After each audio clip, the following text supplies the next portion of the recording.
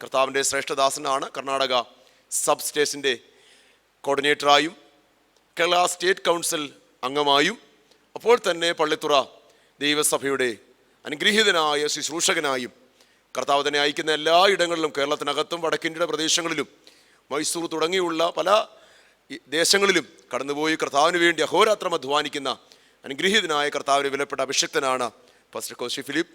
ഈ രാത്രിയും ദൈവഫൃത്തിനെയാണ് കർത്താവ് നമ്മുടെ മധ്യേ അയച്ചിരിക്കുന്നത്. ദൈവത്തിൻ്റെ ഫൃത്തിനെ ദൈവസഭയിലെ ഹാർദവുമായി സ്വാഗതം ചെയ്യുന്നു. വളരെ പ്രാർത്ഥനയോടെ നമുക്കായിരിക്കാം. ഈ രാത്രിയും തൻ്റെ ഭക്തനെ ദൈവം ഉപയോഗിക്കും. നിശ്ചയമായും നമ്മോട് ദൈവാത്മ സംസാരിപ്പാനിടയായിത്തീരും. വളരെ പ്രത്യാശയോടും തീഷ്ണതയോടും ആഗ്രഹത്തോടും നമുക്കായിരിക്കാം. തുടർന്നുള്ള നിമിഷങ്ങളിൽ ദൈവവചന പ്രഘോഷണത്തിനായി ദൈവത്തിൻ്റെ ദാസനെ ക്ഷണിച്ചുകൊണ്ട് ഞാൻ എൻ്റെ വാക്കിൽ നിന്ന് വിരമിക്കുന്നു.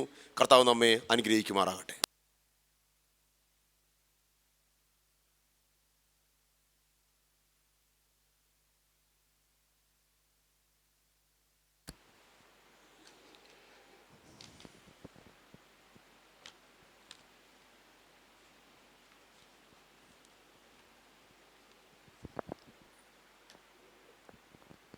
ദൈവനാമത്തിന് മഹത്വം ഉണ്ടാകട്ടെ. അനുഗ്രഹിക്കപ്പെട്ട ഈ രാത്രി വേളയ്ക്കായി ഞാൻ ദൈവത്തിന് സ്തോത്രം ചെയ്യുന്നു. കടന്നു വന്നിരിക്കുന്ന എല്ലാ ദൈവജനത്തിനും ദൈവദാസന്മാർക്കും അതിലുപരിയായി ശുശ്രൂഷയ്ക്ക് നേതൃത്വം കൊടുക്കുന്ന കർത്താവിൻ്റെ ദാസനും എളിയവൻ്റെ വന്ദനം അറിയിക്കുന്നു. ഒരിക്കൽ കൂടെ ഇവിടെ ആയിരിക്കാനും നിങ്ങളോടൊപ്പം സമയം ചെലവിടുവാനും അതിലുപരിയായി ദൈവത്തിൻ്റെ വചനത്തിൽ സംസാരിപ്പാനും ദൈവം ഒരുക്കിയിരിക്കുന്ന നല്ല അവസരത്തിനായി ഞാൻ ദൈവത്തിന് സ്തോത്രം ചെയ്യുന്നു. കൺവെൻഷൻ്റെ അനുഗ്രഹത്തിനായി കൂടെ ക്രമീകരിച്ചിരിക്കുന്ന ഉപവാസ പ്രാർത്ഥനയാണ് എന്നാണ് ഞാൻ ധരിക്കുന്നത്. എളിയവൻ്റെ സഭയിലും ഇന്ന് ഉപവാസം നടക്കുന്നു. ഇന്ന് രാത്രിയിൽ നമ്മളുടെ ദൈവവചനം കേൾക്കുകയും പ്രാർത്ഥിക്കുകയും ചെയ്യുമ്പോൾ നമ്മുടെ കൺവെൻഷനെ ദൈവം വളരെയധികം അനുഗ്രഹിക്കപ്പെട്ട ആത്മീയ ശബ്ദങ്ങൾ നമ്മുടെ സഭയ്ക്ക് അനുഗ്രഹവും ബലവും ശക്തിയുമൊക്കെ ആയിരിക്കാൻ തക്കവണ്ണം ഇടയാകട്ടെ എന്ന് ഞാൻ പ്രാർത്ഥിക്കുന്നു. ഞങ്ങളുടെ പ്രവർത്തനങ്ങളെയൊക്കെ ഓർത്ത് പ്രാർത്ഥിക്കുന്ന എല്ലാവർക്കും പ്രത്യേകം നന്ദി അറിയിക്കുന്നു. ഈ ദിവസങ്ങളിൽ ദൈവം നമ്മെ നടത്തുന്ന എല്ലാ വിധങ്ങളെ ഓർത്ത് സ്തോത്രം ചെയ്യുന്നു. സഭയിലെ പലരും രോഗികളായിട്ടൊക്കെ ഭാരപ്പെടുന്നുവെന്നോ സന്ദേശം വരുമ്പോൾ ഓർക്കുകയും പ്രാർത്ഥിക്കുകയും ചെയ്യാറുണ്ട്. വളരെ അധികം ആളുകൾ നമ്മളെ രോഗികളൊക്കെ ആയിരിക്കുന്നു. ദൈവം എല്ലാവരെയും സൗഖ്യമാക്കട്ടെ എന്ന് വീണ്ടും പ്രാർത്ഥിക്കുന്നു. ഇന്ന് രാത്രി ദൈവം നമ്മോട് സംസാരിപ്പാൻ നമുക്ക് പ്രാർത്ഥനയോടെ ദൈവസന്നിധിയിലായിരിക്കാം. ഇന്നത്തെ രാത്രിയിലെ അല്പനേരത്തെ ചിന്തയ്ക്കായി മത്തായി എഴുതിയ സുവിശേഷം 16-ാം അധ്യായം 18-ാം വാക്യം. വിശുദ്ധ മത്തായി എഴുതിയ സുവിശേഷം 16-ാം അധ്യായം 18-ാം വാക്യം. ഈ വചനത്തിലൂടെ ഞങ്ങളോട് സംസാരിപ്പാൻ ഞങ്ങൾ പ്രാർത്ഥിക്കുന്നു. ഞങ്ങളെ ബലപ്പെടുത്തുവാൻ ദൈവകൃപയിൽ മറയ്ക്കുവാൻ ഞങ്ങൾ പ്രാർത്ഥിക്കുന്നു. അപ്പോൾ തന്നെ പാളയം സഭയെ ഓർത്ത് പ്രാർത്ഥിക്കുന്നു. എല്ലാ ദൈവമക്കളെ ഓർക്കുന്നു. ശാരീരികമായി ക്ലേശം അനുഭവിക്കുന്നവരെയൊക്കെ ഓർക്കുന്നു. നേതൃത്വം കൊടുക്കുന്ന കർത്താവിൻ ദാസൻ പാസ്റ്റർ ജി അലക്സാണ്ടർ അവറുകൾക്കായി സ്തോത്രം. ബലത്തോടെ ശക്തിയോടെ വീണ്ടും ദൈവസന്നിധിയിൽ ഉപയോഗിക്കാൻ ഞങ്ങൾ പ്രാർത്ഥിക്കുന്നു. ജോമോൻ പാസ്റ്ററെ ഓർത്ത് പ്രാർത്ഥിക്കാൻ അനുഗ്രഹിച്ചാട്ടെ. കൃപയിൽ മറയ്ക്കണമേ. കടന്നു വന്ന ജനത്തെ ഇന്ന് രാത്രി നീ അനുഗ്രഹിക്കുന്നതുകൊണ്ട് സ്തോത്രം. എല്ലാ മണ്ഡലങ്ങളെയും ദൈവാത്മാവ് സൂക്ഷിക്കും. ആത്മാവിൻ്റെ ശബ്ദം ഇവിടെ മുഴങ്ങട്ടെ. യേശുവിൻ നാമത്തിൽ തന്നെ ആമേൻ. വാക്യം ഒന്നുകൂടെ വായിക്കാം. പണിയും പാതാള ഗോപുരങ്ങൾ അതിനെ ജയിക്കില്ല. ദൈവസഭയുടെ പണിയെപ്പറ്റിയാണ് ഇവിടെ പറയുന്നത്. സ്വർഗത്തിലെ ദൈവത്തിൻ്റെ ഒരു വലിയ പ്രസ്താവനയാണിത്. യേശു നിമിത്തം വിളിച്ചു പറയുന്ന പ്രസ്താവന. ഇതിൽ ദൈവസഭയുടെ പണിയെപ്പറ്റി പറയുമ്പോൾ തന്നെ അത് ദൈവത്തിൻ്റെ പ്രഖ്യാപനമായിരിക്കുമ്പോൾ തന്നെ അതിനോട് ചേർത്ത് പറഞ്ഞിട്ടുള്ള പദമാണ് നാം ഒന്നുകൂടെ ശ്രദ്ധിക്കേണ്ട ഒരു ഭാഗം. ഏതാ? പാതാള ഗോപുരങ്ങൾ അതിനെ ജയിക്കയില്ല. ദൈവസഭയുടെ പണിയെപ്പറ്റി പറയുമ്പോൾ തന്നെ അതിനോട് ചേർത്ത് പറഞ്ഞിരിക്കുന്ന വാക്കുകളിൽ ഒരു കാര്യം വ്യക്തമാണ്. ദൈവസഭയുടെ പണി ആരംഭിച്ചാൽ അതിനെതിരെ ഒരു വെല്ലുവിളിയുണ്ട്, അല്ലെങ്കിൽ ഒരു മത്സരമുണ്ട്, ഇതിനെതിരായിട്ടുള്ളൊരു പ്രവൃത്തിയുണ്ട് എന്ന് നാം തിരിച്ചറിയണം. നമുക്കറിയാവുന്നതാണ് ഇതെല്ലാം. ജയിക്കയില്ല എന്ന പ്രയോഗം കൊണ്ട് തന്നെ ഒരു മത്സരം നടക്കുമെന്ന് വ്യക്തം അല്ലേ?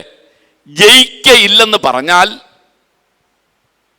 ആ പാതാള ഗോപുരങ്ങൾ നിരന്തരമായി സഭയുടെ പണിക്കെതിരെ പ്രവർത്തിച്ചു കൊണ്ടിരിക്കും, അധ്വാനിച്ചു കൊണ്ടിരിക്കും, പണിഞ്ഞതിനെ പൊളിച്ചു കളയാൻ ശ്രമിക്കും, പണിയെ തടയാൻ ശ്രമിക്കും, പണിക്കാരെ മുടക്കാൻ ശ്രമിക്കും.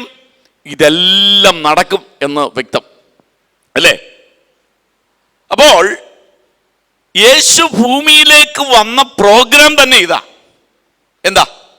സഭ ഭൂമിയിൽ പണിതെടുത്ത് മണവാട്ടിയായി, യോഗ്യതയുള്ള മണവാട്ടിയാക്കി സ്വർഗത്തിലേക്ക് കൊണ്ടുപോവുക. ഇതാ പ്രോഗ്രാം. അപ്പോൾ ഇതിനെപ്പറ്റി പറയുമ്പോൾ തന്നെ വ്യക്തമായി അതിനോട് ഈ വാക്കുകൂടെ ചേർത്തിട്ടുള്ളത് കൊണ്ട് ആത്മീയ ജീവിതത്തിൽ നമുക്കേറെ ശ്രദ്ധ ആവശ്യമാണ് എന്ന് ഞാൻ ഈ ഭാഗം കൊണ്ട് പൂരിപ്പിക്കുന്നു. കർത്താവിന്റെ മഹത്വം. സ്വതന്ത്ര ദൈവം നമ്മെ സഹായിക്കട്ടെ. സുവിശേഷങ്ങൾ എന്ന് പറയുന്നത് 4 സുവിശേഷങ്ങൾ.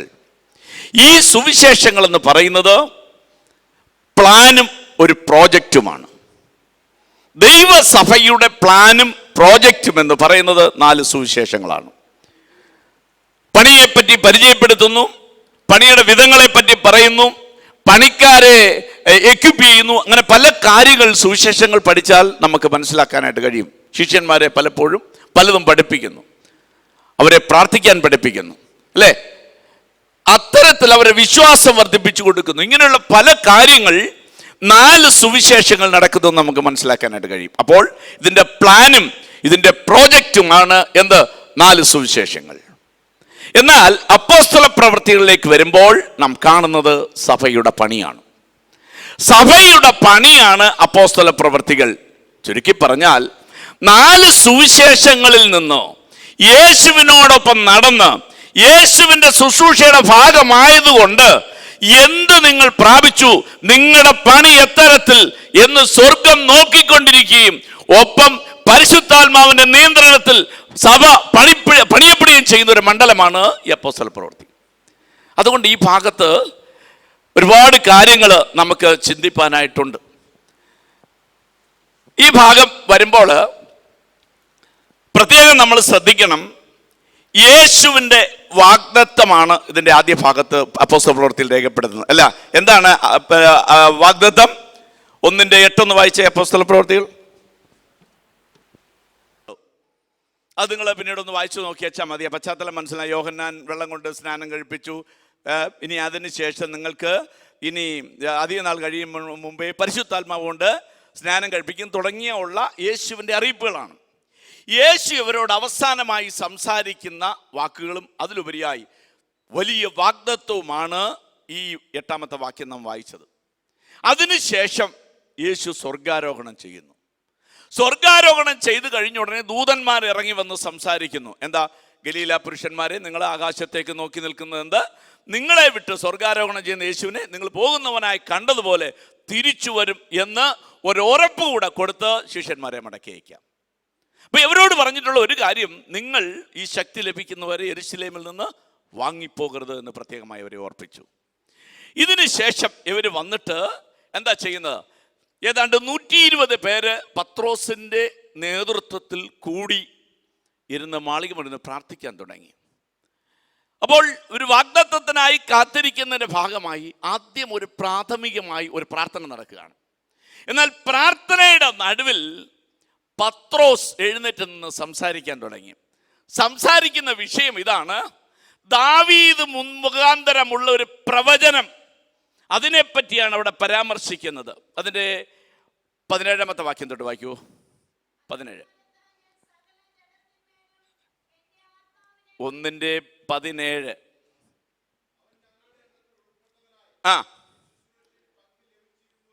യൂദയെ പറ്റിയാ പറയുന്നത്. പിന്നെ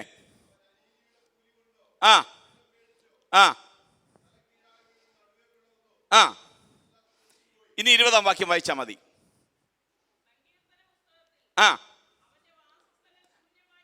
അവന്റെ വാസസ്ഥലം ശൂന്യമായി പോകട്ടെ,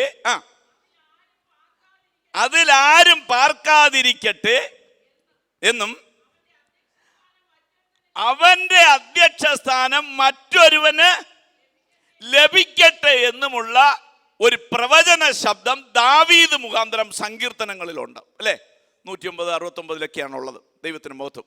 ശ്രദ്ധിക്കുക, ഇപ്പോൾ ഇത് പറയുമ്പോൾ ഈ അധ്യക്ഷ സ്ഥാനം നഷ്ടപ്പെട്ട വ്യക്തി യൂദയാണെന്ന് നമുക്കറിയാം. ഇപ്പോൾ 11 ശിഷ്യന്മാരെ ഇവിടെ അവശേഷിക്കുന്നുള്ളൂ. അപ്പോൾ ഈ പ്രവചന ശബ്ദത്തിൽ യവന്റെ അധ്യക്ഷ സ്ഥാനം മറ്റൊരുവന് ലഭിക്കണമെന്ന് പറഞ്ഞാൽ 12-ൽ നിന്ന് 1 നഷ്ടപ്പെട്ട് 11 ആയിരിക്കുന്ന ശിഷ്യന്മാർ 12ലേക്ക് മടങ്ങി വരണമെന്നുള്ള ആഹ്വാനമാണ് അതിനകത്തുള്ളത്. പത്രോസ് അതാണ് എടുത്തു പറയുന്നത്. നമ്മളിലൊരു കുറവുണ്ട്. 12 പേരെ യേശു തിരഞ്ഞെടുത്തതാ. ഒരുവൻ നഷ്ടപ്പെട്ടു പോയി. പക്ഷേ ദൈവത്തിന്റെ പദ്ധതി പ്രകാരം 12ലേക്ക് നാം മടങ്ങിപ്പോകണം. എന്താണ് ഈ 12 ശിഷ്യന്മാരെ തിരഞ്ഞെടുക്കാൻ കാരണം? എന്താണ് 12? ഗോത്രസംഖ്യയാണ് 12.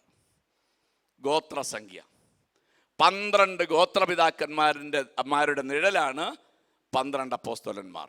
കർത്താവിന് മഹത്വം. ഈ ഗോത്രപിതാക്കന്മാരെ തിരഞ്ഞെടുത്തപ്പോൾ അതിനും ഒരു പ്രമാണം വെച്ചിട്ടുണ്ട്.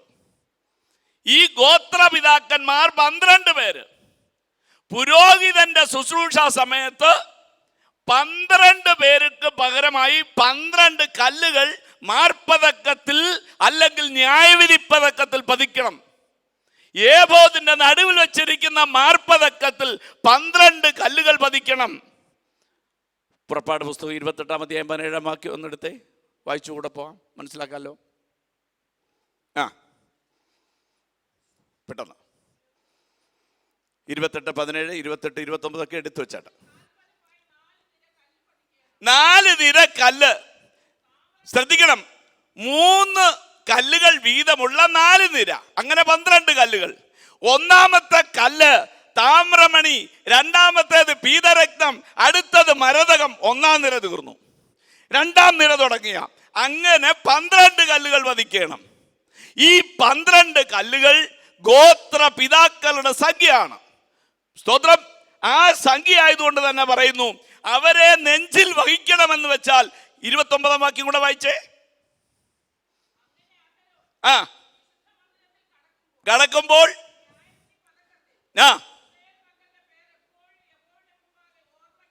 യഹോവയുടെ മുമ്പാകെ ഓർമ്മയ്ക്കായിട്ട് ഏബോദിന്റെ സ്ഥാനത്ത് ഈ മാർപ്പതക്കത്തിൽ 12 കല്ലുകൾ വഹിക്കുന്നത് ഹൃദയത്തിൽ ഈ ഗോത്രപിതാക്കന്മാരെ വഹിക്കണം. 12 ഗോത്രങ്ങളെയും ഹൃദയത്തിൽ വഹിക്കണം. മാത്രമല്ല, തീർന്നില്ല, ഇരുവശങ്ങളിലുമുള്ള 2 ചുമൽക്കണ്ടങ്ങൾ, 6 ഗോത്രങ്ങളുടെ പേരുകൾ ഇരുവശത്തും എഴുതണം. അതെഴുതി അത് മഹാപുരോഹിതന്റെ വസ്ത്രങ്ങളുടെ ഇരുഭാഗത്തും പതിക്കും. അതെന്താണെന്ന് അതിനെപ്പറ്റി ഒരു വിശദീകരണം ഇവിടെ തരാം. 28-ന്റെ 10, 11, 12 വായിച്ചാൽ മനസ്സിലാവും. 28-ന്റെ 10, 11, 12.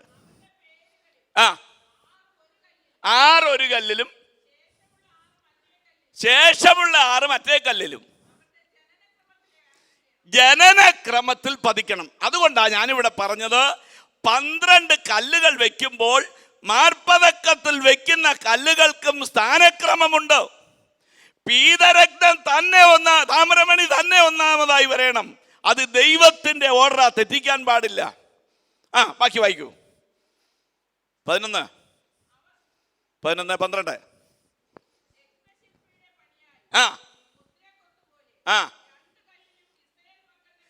ഇസ്രായേൽ മക്കളുടെ പേര് ജനനക്രമത്തിൽ 2 കല്ലിലും കൊത്തി സ്തോത്രം ചുമലിൽ വെക്കണം. എന്താ ഇതിന്റെ അർത്ഥം? സ്തോത്രം ചുമലിൽ, തോളിൽ സ്തോത്രം വഹിക്കുന്നു എന്നുള്ളതാണ് ഇതിന്റെ അർത്ഥം. കർത്താവിന്റെ മഹത്വം. ദൈവവചനത്തിൽ നമുക്ക് ചിന്തിക്കാം. അവൻ തന്റെ തൂവല് കൊണ്ട് അവൻ നിന്നെ മറയ്ക്കും. ഹൃദയത്തിൽ മറയ്ക്കുന്നതിന്റെ നിഴല്. കണ്ടുകിട്ടിയാൽ, കാണാതെ പോയ ആട്ടിൻകുട്ടിയെ കണ്ടുകിട്ടിയാൽ ചുമലിൽ വഹിച്ച് മടക്കിക്കൊണ്ടുവരും. ഇത് രണ്ടും ദൈവമക്കളെ ദൈവം സൂക്ഷിക്കുന്ന കരുതുന്ന വിധമാണ്. ഇത് തന്നെയാണ് ഇവിടെ പറയുന്നത്.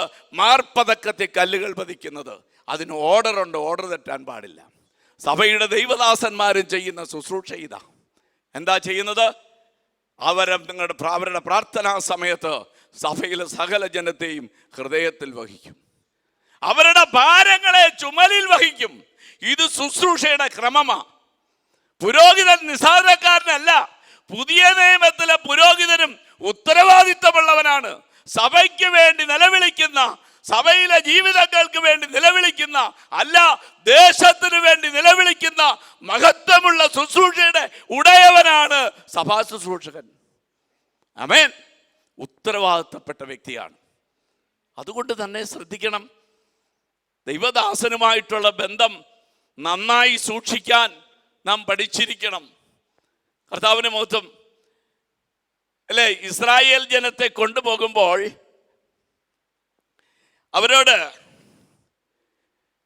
അവരെ കൊണ്ടുപോകുന്ന സമയത്ത് അവർ ദൂതനെ കൽപ്പിച്ചാക്കുന്നുണ്ട്. ആ ഭാഗം ഒന്ന് വായിച്ചേട്ടെ. പുറപ്പാട് പുസ്തകം 23-ാം അധ്യായം 20-ാം വാക്യം ഒന്ന് വായിക്കുന്നത് നല്ലതാണ്. വിഷയത്തോടുള്ള ബന്ധത്തിൽ അല്ലെങ്കിൽ വന്നതുകൊണ്ട് വായിക്കാം.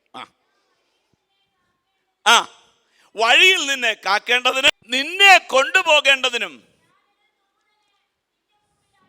ഞാനൊരു ദൂതനെ നിന്റെ മുമ്പിൽ അയക്കുന്നു. പിന്നെ നീ അവനെ ശ്രദ്ധിക്കണം, അവന്റെ വാക്ക് കേൾക്കണം. പിന്നെ അവനോട് വിഘടിക്കരുത്. ആമേൻ. മതി. അവനോട് വിഘടിക്കരുത്. ദൈവജനത്തെ മിസ്രയീമിൽ നിന്ന് വിടുവിച്ച് കനാനിലേക്ക് കൊണ്ടുപോകുമ്പോൾ ദൂതനെ കൽപ്പിച്ചാക്കിയിട്ട് ഇസ്രായേൽ ജനത്തിന് കൊടുത്ത പ്രമാണമാ, ദൂതനുമായി വിഘടിക്കാൻ പാടില്ല. ഞാൻ ചിന്തിക്കാറുണ്ട്, ദൂതനാ കൊണ്ടുപോയത്, എന്നിട്ടും എടുത്ത് 40 വർഷം ഒരു ദൂതനുമില്ലാതെ ഒരാഴ്ച കൊണ്ട് പോയിക്കൊണ്ടിരുന്ന ആളുകളായത്. അറിയത്തില്ലേ നിങ്ങൾക്ക്? അറിയില്ലേ? ഇവിടെ ധാന്യം കൊള്ളാൻ പോയില്ലേ? അപ്പം പറഞ്ഞു വിട്ടില്ലേ, നിങ്ങൾ പോയി മിസ്രൈമിൽ പോയി ധാന്യം കൊണ്ടുവരാൻ? പെട്ടെന്ന് പോയിട്ട് വന്നില്ലേ? ഒരാഴ്ച കൊണ്ട് പോയിട്ട് വന്നില്ലേ? ദൂതൻ ഇല്ലാത്തപ്പോൾ ഒരാഴ്ചക്കകം പോയി വന്നു. ദൂതനുള്ള സ്ഥാനത്ത് 40 വർഷം. എന്താ ചിന്തിച്ചിട്ടുണ്ടോ? അല്ല, ചിന്തിച്ചിട്ടുണ്ടോ? ഈ വഴി എവർക്ക് അറിയാമായിരുന്നിരിക്കണം. ഇസ്രായേൽ ജനത്തിന് ഈ വഴി അറിയാമായിരിക്കണം. അവര് മടങ്ങി കനാനിലേക്ക് പോയാൽ, അവരുടെ ഇഷ്ടത്തിന് പോയാൽ ഈ വഴി തന്നെ അവർ തിരഞ്ഞെടുക്കും. ഞാൻ ദൈവത്തോട് ചോദിച്ചു, എന്താ ഇങ്ങനൊരു തിരുത്തു വന്നത്? ഒരാഴ്ച കൊണ്ട് എത്തിക്കാമായിരുന്നല്ലോ, ഈ ജനമൊന്നും നഷ്ടപ്പെടത്തില്ലായിരുന്നോ? ദൈവം എന്നോട് പറഞ്ഞൊരു കാര്യം പറഞ്ഞുകൊള്ളട്ടെ. ചോരത്തളി ആചരിച്ചവന് പഴയ വഴി പോകാൻ പ്രമാണമില്ല. ചോരത്തളി ആചരിച്ച ജനം പിന്നെ കേൾക്കേണ്ടത് ദൂതന്റെ ആലോചനയാ, ദൈവത്തിന്റെ ആലോചനയാ. പഴയ വഴിയല്ല, ദൈവം നിശ്ചയിക്കുന്ന വഴി. ദുർഘടമാണെങ്കിലും, സ്തോത്രം, ചെങ്കടലാണെങ്കിലും, യോർദാൻ ആണെങ്കിലും, മരുഭൂമിയാണെങ്കിലും ജനത്തിന് ദൂതൻ കൽപ്പിക്കുന്ന വഴിയിലേ പോകാൻ പ്രമാണമുള്ളൂ. ഇന്ന് രാത്രി ശ്രദ്ധിക്കണം. രക്ഷിക്കപ്പെട്ട് ദൈവകൃപയിൽ വന്നു, ഇഷ്ടം പോലെ ജീവിക്കാൻ നമുക്ക് അനുവാദമില്ല, നമുക്ക് താല്പര്യമുണ്ട്, ജീവിക്കാൻ ദൈവം അനുവദിക്കുന്നില്ല. ദൂതനോട് വിഘടിക്കരുത്. ചില സ്ഥാനത്ത് ദൂതന്റെ പ്രവർത്തിക്ക് നാം ഏൽപ്പിച്ചു കൊടുക്കുകയല്ല, എല്ലാ സ്ഥാനത്തും ദൂതന്റെ ആലോചനയ്ക്ക് ഏൽപ്പിച്ചു കൊടുക്കണം. കർത്താവിനെ മഹത്വം. അപ്പോൾ ഇനി നമുക്ക് തിരിച്ചു വരാം. അതാണ് ഈ 12 ശിഷ്യന്മാരെ തിരഞ്ഞെടുക്കാൻ കാര്യം. അപ്പോൾ ഇത് 11 കറഞ്ഞപ്പോൾ പത്രോസ് പറഞ്ഞു, ഇങ്ങനൊരു ശബ്ദമുണ്ട്, അതുകൊണ്ട് നമുക്ക് ഒരാളെ കൂടെ തിരഞ്ഞെടുക്കണം. തിരഞ്ഞെടുക്കുന്ന 2-3 പേരെ തിരഞ്ഞെടുത്തു വെച്ചിട്ട് അവർക്ക് ചീട്ടിട്ടു. ശ്രദ്ധിക്കുക, ആത്മാവും കൃപയും ഒക്കെ ഉള്ളവരെ തിരഞ്ഞെടുക്കുന്നത്. എടുത്തിട്ട് ആത്മാവും ജ്ഞാനമുള്ളവരെ മേശമേലെ ശുശ്രൂഷിക്കുന്ന പോലെ ഇവിടെയും ആ നിലയിൽ ഒരു ശ്രദ്ധ വെച്ചാണ് ഇവരെടുത്തത്. എന്നിട്ട് അതിന് ചീട്ടിട്ടു. ഓട്ടല്ല ഇട്ടത്, ചീട്ടാണ് ഇട്ടത്. കർത്താവിൻ്റെ മഹത്വം. അത് ശ്രദ്ധിക്കേണ്ട ഭാഗമാണ്. ഓട്ടല്ല ഇട്ടത്, ദൈവത്താൽ ഒരു തെരഞ്ഞെടുപ്പിന് ചീട്ട് തന്നെയാണ് ഇട്ടത്. കർത്താവിൻ്റെ മഹത്വം. നമുക്ക് മുന്നോട്ട് പോകാം. ഇത് കഴിഞ്ഞ ഉടനെ ഇവർ ചീട്ടിട്ടു. ആരെ തിരഞ്ഞെടുത്തു? മത്യാസിനെ തിരഞ്ഞെടുത്തു. മത്യാസ് കൂടെ ചേർന്നപ്പോൾ യേശു തിരഞ്ഞെടുത്ത 12 പേരുടെ എണ്ണം തികഞ്ഞു. കർത്താവിന് മഹത്വം. സങ്കീർത്തന പുസ്തകത്തിൽ എഴുതിയിരുന്നത് പോലെ ഈ ഗോത്രസംഖ്യ പൂർണ്ണമായി. ഇത് കഴിഞ്ഞിട്ട് പിന്നെ സഭയുടെ കാര്യങ്ങളുള്ള മുന്നോട്ട് പോക്കാണ്. ഇനി ഇതെല്ലാവരും കൂടെ ചേർന്ന് 2:4 വരുന്ന കാര്യം, എല്ലാവരും കൂടെ ചേർന്ന് പരിശുദ്ധാത്മാവിനായി കാത്തിരുന്നു. 2-ാം അധ്യായം 4-ാം വാക്യം ഒന്ന് വായിച്ചേരെ അറിയാവുന്ന വാക്യമാണ്. കൂടിയിരുന്നവരുടെ കാര്യമാണ് പറയുന്നത്. എങ്ങനെ വായിച്ചേ?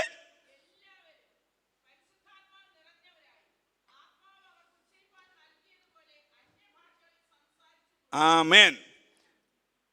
തൃത്വത്തിൽ മൂന്നാമനായ പരിശുദ്ധാത്മാവിന്റെ പൂർണ്ണ സ്തോത്രം സാന്നിധ്യം എവരുടെ മേൽ കൽപ്പിക്കുകയും കൂടിയിരുന്ന ഒരാളെ പോലും ഒഴിവാക്കാതെ ദൈവാത്മാവിൽ അവരെ നിറയ്ക്കുകയും ചെയ്തു. സ്തോത്രം. ഇവിടെ എല്ലാം നമ്മൾ എടുത്തെടുത്ത് വായിക്കുന്ന ഒരു ഭാഗമുണ്ട്. 1-ാം അധ്യായത്തിൽ 2-ാം അധ്യായത്തിലൊക്കെ വരുന്നുണ്ട്. ഒരുമനപ്പെട്ടു, ഒന്നിച്ചു കൂടിയിരുന്നു എന്നൊക്കെ എടുത്ത് വായിക്കുന്നുണ്ട്. നമ്മൾ പൊതുവെ ശ്രദ്ധിക്കാത്ത കാര്യമാണത്. ദൈവാത്മാവ് എത്ര കൃത്യമായി ചെയ്തിരിക്കുന്നു. ഒന്നിച്ചുകൂടി, ഒരുമനപ്പെട്ടു.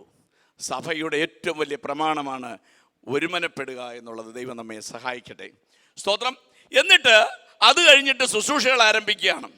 പിന്നെ പത്രോസ് സംസാരിച്ചു. നമുക്കറിയാം, ഒരു 3000 പേർ ഒറ്റ ദിവസം കൊണ്ട് മാനസാന്തരപ്പെട്ട് സഭയോട് ചേർന്നു, സ്നാനപ്പെട്ട് സഭയോട് ചേർന്നു. അത് കഴിഞ്ഞിട്ട് 3-ാം അധ്യായത്തിലേക്ക് വരുമ്പോൾ സ്തോത്രം, സുന്ദരമെന്ന ദേവാലയത്തിന്റെ ഗോപുരത്തിന്റെ പടിക്കലിരുന്നവൻ മുടന്തനെ സ്തോത്രം യോഹന്നാനും പത്രോസും കൂടെ ചേർന്ന് സൗഖ്യമാക്കി. പിന്നെ സഭയുടെ വളർച്ചയാണ്. 5-ാം അധ്യായം 14, 15, 16 വാക്യം ഒന്ന് വായിച്ചാൽ ഒരു പിക്ചർ കിട്ടും. വായിച്ചാണ്.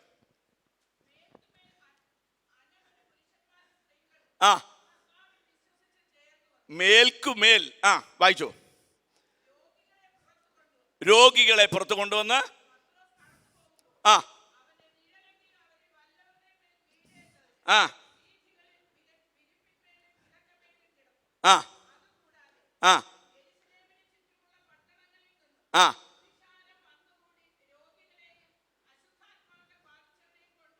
ആ ശ്രദ്ധിക്കണേ. കൊണ്ടുവരുന്നവരിൽ കുറച്ചു പേരോ ഒരാളോ അല്ല, എല്ലാവരും സൗഖ്യം പ്രാപിക്കുന്നു. പരിശുദ്ധാത്മാവിന്റെ പ്രവൃത്തി നടക്കാൻ തുടങ്ങി. ദൈവം കൽപ്പിച്ച, യേശു കൽപ്പിച്ച നിലയിൽ ഈ ശിഷ്യന്മാർ പ്രവർത്തിച്ചു കഴിഞ്ഞപ്പോൾ ദൈവപ്രവൃത്തി ദേശത്ത് വെളിപ്പെടാൻ തുടങ്ങി. യെരുശലേമിൽ സഭ സകലരും സഭയെപ്പറ്റി അറിയാൻ തുടങ്ങി. അനേകർ ഈ മാർഗം സ്വീകരിക്കാൻ തുടങ്ങി. ഇത്രയും കാര്യം നല്ലത്. ഇത് കണ്ടപ്പോൾ പൈശാചിക മണ്ഡലം സഭയുടെ പണി കണ്ട് സ്തോത്രം സ്തബ്ധരായി. അവർ പ്രവർത്തിക്കാൻ തുടങ്ങി. എന്താണ് പ്രവൃത്തി? 5:17 വായിച്ച് 17, 18. ആ ആ ആ ആ പൊതു തടവിലാക്കി. ശ്രദ്ധിക്കണം, അപ്പോസ്തലന്മാരെ മുഴുവൻ, ഈ സംഭവം ജനങ്ങൾ മുഴുവൻ ക്രിസ്ത്യാനികളായി മാറുന്നു. ഈ മാർഗത്തിലേക്ക് തിരിഞ്ഞിരിക്കുന്നു. വലിയ വിടുതലുകൾ നടക്കുന്നു. രോഗികൾ സൗഖ്യമാകുന്നു. അനേകർ സ്നാനപ്പെട്ട് സഭയോട് ചേരുന്നു. സഭയുടെ പണി അതിവിശാലമായി മുന്നോട്ട് നടക്കുന്നു എന്ന് കണ്ടപ്പോൾ സ്തോത്രം ശത്രു പ്രവർത്തിക്കാൻ തുടങ്ങി. എന്താണ്? അപ്പോസ്തലന്മാരെ പിടിച്ച് കാരാഗ്രഹത്തിലാക്കി. സ്തോത്രം. അതിന്റെ അടുത്ത വാക്യം വായിച്ചേ. ആ ആ ആ എന്നാൽ ശ്രദ്ധിക്കണം, അടുത്ത വാക്കിൽ എഴുതിയിരിക്കുന്നത് അന്ന് രാത്രിയിൽ തന്നെ സ്വർഗത്തിലെ ദൂതനിറങ്ങി കാരാഗ്രഹത്തിന്റെ വാതിൽ തുറന്ന് അപ്പോസ്തലന്മാരെ പുറത്തു കൊണ്ടുവന്നു. എന്താ അതിന്റെ അർത്ഥം? സഭയ്ക്കെതിരെ ശത്രു കൈനീട്ടി അപ്പോസ്തലന്മാരെ ബന്ധിച്ചപ്പോൾ, സഭയുടെ പണിക്കാരെ ബന്ധിച്ചപ്പോൾ സ്വർഗത്തിലെ ദൂതനിറങ്ങി. അവൻ പൂട്ടു തുറന്നു എന്ന് പറഞ്ഞാൽ സ്തോത്രം, ഇവിടെ പൂട്ടുന്ന പൂട്ടിന്റെ ഒറിജിനൽ കീ സ്വർഗത്തിലുണ്ടെന്ന് വ്യക്തം. ഹല്ലേലൂയ. ഇന്ന് രാത്രി തിരിച്ചറിയണമേ, ശത്രു നിന്നെ ബന്ധിക്കുമ്പോൾ, ശത്രു നിന്നെ പൂട്ടുമ്പോൾ സ്തോത്രം സ്വർഗത്തിലെ ദൂതൻ ഒറിജിനൽ കീയുമായി ഇറങ്ങി നിന്നെ സ്വതന്ത്രനാക്കും. ഹല്ലേലൂയ. പിശാചിന്റെ പ്രവൃത്തി എപ്പോഴും ബന്ധിക്കല. അതാണ് ഞങ്ങൾ ദൈവദാസന്മാർ പറയുന്നത്. ബന്ധനമുണ്ട്, അഴിയുന്നതിന് വേണ്ടി പ്രാർത്ഥിക്കും. നിരന്തരമുള്ള പ്രവൃത്തിയാണ്. എന്നാൽ ഒരു വ്യക്തി പോലും പ്രാർത്ഥിക്കാതെ ഇവർ പ്രാർത്ഥിച്ചു കാണും. ഇല്ലെന്നല്ല, ഒരു പരപ്രേരണയും കൂടാതെ അന്ന് രാത്രി ദൂതനിറങ്ങി തൻ്റെ അപ്പോസ്തലന്മാരെ, സഭയുടെ പണിക്കാരെ ആ പൂട്ടിയിട്ടിരുന്നപ്പോൾ ഒറിജിനൽ കീ കൊണ്ടുവന്ന് തുറന്ന് ഇവരെ പുറത്തിറക്കി എന്ന് പറഞ്ഞാൽ, സ്തോത്രം, സ്വർഗം നമ്മെ ശ്രദ്ധിക്കുന്നു, നമ്മുടെ ചുവടുകളെ ശ്രദ്ധിക്കുന്നു, നമ്മുടെ ശുശ്രൂഷകളെ ശ്രദ്ധിക്കുന്നു. എവിടെങ്കിലും ശത്രു നമ്മെ ബന്ധിച്ചാൽ ഒരുപക്ഷെ നമ്മൾ അറിയാതെ തന്നെ ദൂതനെ ഇറക്കി അവൻ വിടുവിക്കുന്ന ദൈവമാ. ഇന്ന് രാത്രിയും ദൈവജനം സ്തോത്രം ചെയ്താട്ടെ. ഹല്ലേലൂയ.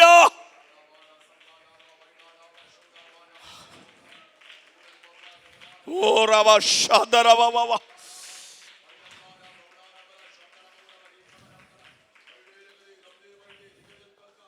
ഇന്ന് രാത്രി ദൂതനെ ഇറക്കി ബന്ധിക്കപ്പെട്ട ചില വിഷയത്തിന്റെ മേൽ ദൈവം വിടുതൽ ചെയ്യുവാൻ ജനം ഒരു നിമിഷം കൂടെ സ്തോത്രം ചെയ്താട്ടെ. ചില മണ്ഡലങ്ങൾ ദൈവഭക്തന്മാരെ, ദൈവകൃപയിൽ നിൽക്കുന്നവരെ ബന്ധിച്ച അനുഭവങ്ങളെ അഴിച്ചെടുക്കുന്ന ദൂതൻ ഇന്ന് രാത്രി പൂട്ടു തുറക്കത്ത നിലയിൽ, ഓ ഹല്ലേലൂയ, ഒരു ദൈവപ്രവൃത്തി ഉണ്ടാകട്ടെ. രക്തത്താൽ ജയം, രക്തത്താൽ ജയം. പോരുകളെ യേശുവിന്റെ നാമത്തിൽ ശാസിക്കുകയാണ്.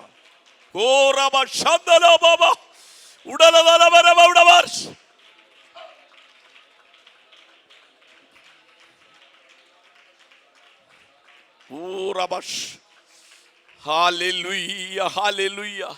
രക്തം ജയം, രക്തം ജയം, രക്തം ജയം.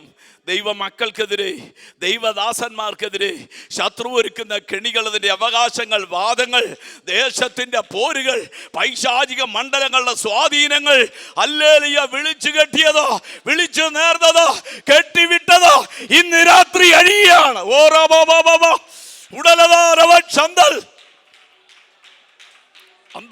വൈഡാമാന വേദകലക്ഷം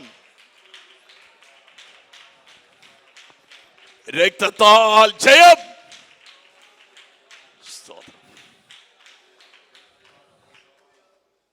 വീണ്ടും നിങ്ങൾ ആ വിഷയത്തിൽ ഓർത്ത് പ്രാർത്ഥിക്കണമേ.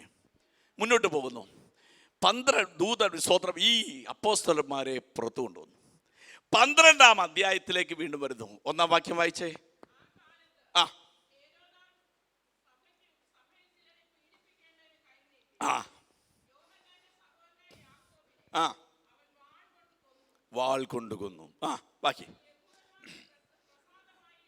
യഹൂദന്മാർക്ക് പ്രസാദമായി. എന്ത് എന്ത്?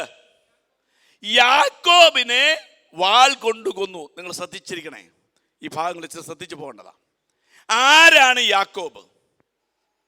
ഗലാത്യ ലേഖനം 2-ാം അധ്യായം 9-ാം വാക്യം. ഗലാത്യ ലേഖനം 2-ാം അധ്യായം 9-ാം വാക്യം. ആ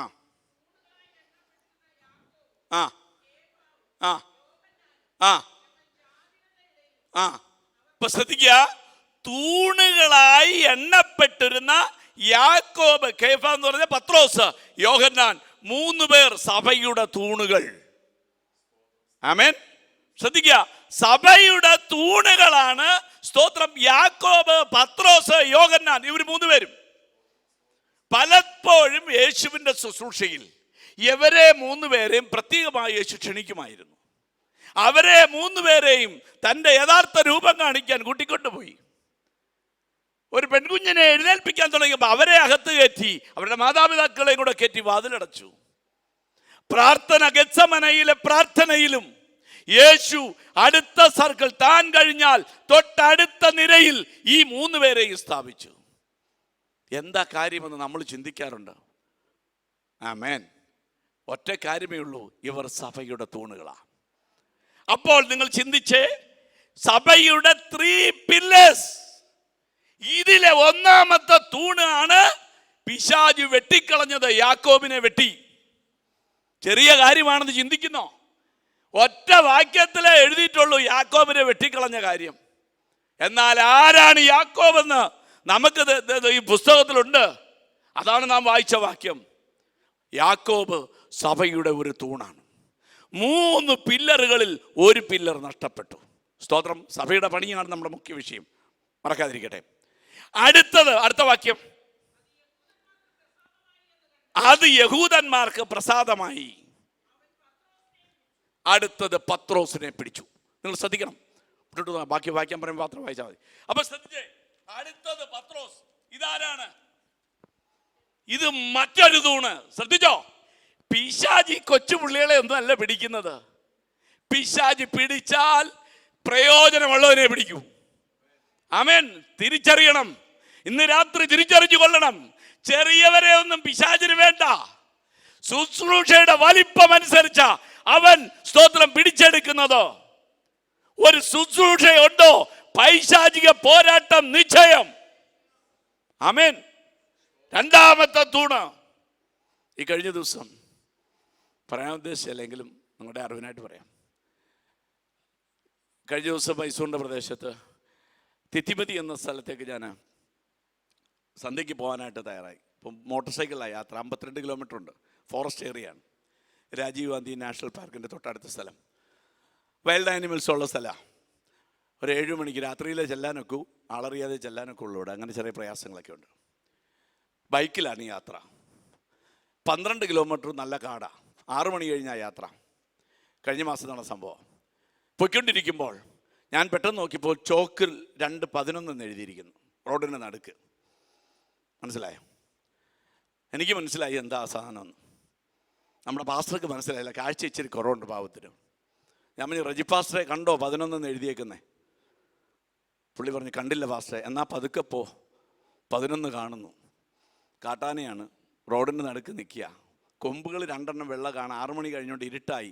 ചുറ്റും ഫോറസ്റ്റാ, ടാറിട്ട റോഡാ. അപ്പോൾ ഇങ്ങനെ നമുക്ക് നേരെ നിന്നാൽ 2 വെള്ളക്കൊമ്പേ കാണത്തുള്ളൂ. ഈ ബൈക്കിൻ്റെ വെട്ടത്തിൽ 2:11 2 വര. ഞാൻ പറഞ്ഞു, പതുക്കെ പോ, 11. സ്തോത്രം. ദൈവത്തോടും കാര്യമായി പ്രാർത്ഥിച്ചു. ദൈവമേ, ഞങ്ങളെ തടഞ്ഞു നിൽക്കുകയാണല്ലോ. അപ്പോൾ വണ്ടി ചെറുതായിട്ട് വിറയ്ക്കുന്നുണ്ട്, അത് വേറെ കാര്യം, ഓടിക്കുന്ന ആളുടെ പ്രശ്നമാണ്. സ്തോത്രം. അപ്പോഴത്തേനും എൻ്റെ അടുത്ത് ചെന്നു. പെട്ടെന്ന് ആന തിരിഞ്ഞ് സൈഡിലേക്ക് കയറി. ഏതോ വാഹനത്തിൽ നിന്ന് വീണ് എന്തോ കഴിക്കാനായിട്ട് നിന്നതാ. ഞങ്ങൾ പോയി, അങ്ങോട്ട് പോയി. രാത്രിയിൽ ശക്തമായ ആരാധന, കാട്ടിലെ ആരാധനയാണ്, ശക്തമായ ആരാധന. കൊച്ചു കുഞ്ഞുങ്ങൾ, 2 വയസ്സ് 3 വയസ്സുള്ള കുഞ്ഞുങ്ങളൊക്കെ അഭിഷേകം പ്രാപിച്ചിരിക്കുന്നു. ആരാ ഇത് കൊണ്ട് പകർന്നു കൊടുത്തേ? എനിക്കങ്ങ് അത്ഭുതമായി. ഇരുട്ടത്താ വിളിച്ചുകൊണ്ട് പോയി വീട്ടിലാക്കി. ഭയങ്കര ആരാധന നടന്നു, പ്രാർത്ഥന. അവിടെ ഭയങ്കര പ്രശ്നമാണ്. കിട്ടിയാൽ തിരിച്ചു വരാൻ പറ്റില്ല. ഞാൻ നോക്കിയപ്പോൾ പ്രാർത്ഥിക്കാൻ വരുന്നത്, അവർക്ക് പ്രാർത്ഥിച്ചാൽ മതി. അവർ പിറ്റേന്ന് വിളിച്ച് പറയും സൗഖ്യ. ഒരു വലിയ ശക്തിയൊന്നും വേണ്ട, അവരങ്ങ് വിശ്വസിക്കുക. കൈയൊന്നും വെക്കുകയൊന്നും വേണ്ട, ദൂരെ നിന്ന് പ്രാർത്ഥിക്കുക. അന്ന് രാത്രി ഒരു വലിയ ദൈവപ്രവൃത്തി ഞാൻ കാണാനായിട്ടിടയായി. പിശാചിനറിയാം ഇങ്ങനൊരു പ്രവൃത്തി അവിടെ നടക്കുമെന്ന്. അത് കണ്ടുകൊണ്ടാണ് അവൻ തടയുന്നത്. ഇനി അങ്ങോട്ട് പോയ കാര്യമല്ലേ ഉള്ളൂ. അതേ വഴി ആ 12 കിലോമീറ്റർ രാത്രിയിൽ 9 മണിക്ക് തിരിച്ചു വരേണ്ട. ആ ഭാഗം നിങ്ങൾ ചിന്തിക്കുന്നുണ്ടോ? സ്തോത്രം, കർത്താവിന് മഹത്വം. എന്നാൽ തിരിച്ചു വന്ന ഒരു പ്രയാസമില്ല, ഞങ്ങൾ വന്നെത്താനായിട്ടിടയായി. ഇതുപോലെ പല സമയത്തും ഇതുപോലെ വൈഷമ്യകരമായ സാഹചര്യങ്ങളിൽ എത്തിച്ചേർന്നിട്ടുണ്ട്. ഒരു ദിവസം ഒരു അമ്മച്ചി എന്ന് പറഞ്ഞു, എനിക്ക് 4 ആൺമക്കളുണ്ടായിരുന്നു, 4 പേരെയും ആന ചവിട്ടിക്കുന്നു. സ്തോത്രം. 4 ആൺമക്കളെയും ആന ചവിട്ടിക്കുന്നു. ഇത്രമാത്രം വൈൽഡ് ആനിമൽസിൻ്റെ ഉപദ്രവം സഹിച്ചുകൊണ്ട് അതിനിടയ്ക്കും പ്രവർത്തിക്കുന്ന മിഷണറിമാർ, അവരുടെ പ്രവർത്തനങ്ങൾ കണ്ടാൽ നമ്മൾ അതിനേക്കാൾ ധൈര്യമുള്ളവരായി തീരും. സ്തോത്രം, കർത്താവിന് മഹത്വം. മറ്റ് ആളുകളെ നമുക്ക് പിന്നെയും പേടിക്കണ്ട, ഇത് വലിയ പ്രയാസമുള്ള കാര്യമാണ്. കർത്താവിന് മഹത്വം. അപ്പൊ ശ്രദ്ധിക്കുക, ഇവിടെ പത്രോസിനെ പിടിച്ച് കാരാഗൃഹത്തിലാക്കി. പിശാചിനറിയാം ഇവനെ കൂടെ തകർത്താൽ സഭയുടെ പണി മുടക്കും. പത്രോസ് ആരാണ്? ആരാ പത്രോസ്? പത്രോസ് ആരാ? അടുത്ത തൂണ്. അത്രയും പറഞ്ഞാൽ മതിയോ? പത്രോസിന്റെ കയ്യിൽ എന്നാ ഉണ്ട്? സ്വർഗരാജ്യത്തിന്റെ താക്കോൽ ഞാൻ നിനക്ക് തരുന്നു. നീ ഭൂമിയിൽ കെട്ടുന്നത് സ്വർഗത്തിൽ കെട്ടപ്പെട്ടിരിക്കും, നീ ഭൂമിയിൽ അഴിക്കുന്നത് സ്വർഗത്തിൽ അഴിഞ്ഞിരിക്കുമെന്ന് പറഞ്ഞിരിക്കുമ്പോൾ പിശാചിനറിയാം യവനെ മുന്നോട്ട് വിടാൻ പാടില്ല. അവനെ കാരാഗ്രഹത്തിലാക്കി. മാത്രമോ, പത്രോസിന്റെ മറ്റൊരു അധികാരം ഞാൻ ശ്രദ്ധിക്കാറുണ്ട്. പത്രോസിന്റെ ഭാഗം വളരെ പ്രാധാന്യമുള്ളൊരു വിഷയം. യേശു ഈ ഒരു ഭക്ഷണ ക്രമീകരണം ഉണ്ടാക്കി എല്ലാവർക്കും ഭക്ഷണമൊക്കെ കൊടുത്തതിന് ശേഷം യേശു പ്രാർത്ഥിക്കാൻ മലയിലേക്ക് പോയി. ഇവരോട് പറഞ്ഞു, നിങ്ങൾ അക്കരയ്ക്ക് പോകണം. അവരെ നിർബന്ധിച്ചു എന്ന് അവിടെ എഴുതിയിരിക്കുന്നത്. മത്തായി സുവിശേഷം 14-ാം അധ്യായം. എടുക്കണ്ട, നമുക്ക് ആ വിഷയം പറഞ്ഞു പോവാം. അവരോട് പറഞ്ഞു, നിങ്ങൾ അക്കരയ്ക്ക് പോകണം. ഇവർ രാത്രിയിൽ പടക് തുഴഞ്ഞ് അക്കരയ്ക്ക് പോവുക. എന്ത് സംഭവിച്ചു? കാറ്റും കോളും അധികമായി ഇവരുടെ യാത്ര മുടക്കി. 4-ാം യാമം വരെ ഇവർ വളരെ കഷ്ടപ്പെട്ടു. 4-ാം യാമമായപ്പോൾ യേശു അവരുടെ നേരെ നടന്നു വന്നു. മേവൻ സാറ് പറയും, ഈ ഭാഗത്ത് യേശു പ്രാർത്ഥിച്ചുകൊണ്ടിരിക്കുമ്പോഴും താൻ പറഞ്ഞ വച്ചവരുടെ ശ്രദ്ധയിൽ അവരെ പറ്റി ഒരു കണ്ണ് അവിടെ ഉണ്ടായിരുന്നു എന്നാണ് മേവൻ സാർ പറയുന്നത്. കർത്താവിൻ്റെ മഹത്വം. സ്വതന്ത്രം. ഇവർ പോയി നോക്കിയപ്പോൾ നേരെ എതിരെ വരുന്നു. ഇവർ പറഞ്ഞു, ദേ ഭൂതമാണ് വരുന്നത്. യേശു പറഞ്ഞു, നിങ്ങൾ ഭയക്കണ്ട, ഞാനാണ്. ഇത് കേട്ട ഉടനെ പത്രോസ് പറഞ്ഞു, നീ ആകുന്നുവെങ്കിൽ ഞാൻ അങ്ങോട്ട് വരാൻ കൽപ്പിക്കുക. പെട്ടെന്ന് യേശു പറഞ്ഞു, വന്നോളാൻ പറഞ്ഞു. പത്രോസ് പെട്ടെന്ന് വെള്ളത്തിലിറങ്ങി അവൻ്റെ അടുക്കിലേക്ക് നടന്നു. പെട്ടെന്ന് വെള്ളത്തിൽ ആഴ്ന്നുപോയി. അവൻ പെട്ടെന്ന് നിലവിളിച്ചു. യേശുവിനെ കൈക്ക് പിടിച്ചുയർത്തി. ഈ ഭാഗം നിങ്ങൾ ശ്രദ്ധിച്ചിട്ടുണ്ടോ? എന്നെ ചിന്തിപ്പിച്ച ഒരു കാര്യം, ഈ പത്രോസ് വെള്ളത്തിൽ ഇറങ്ങുമ്പോൾ പടകിൽ നിന്ന് ഇറങ്ങി അധിക ദൂരത്തായില്ല. യേശു കുറെ കൂടെ ദൂരത്താ. പടകാണ് അടുത്ത്.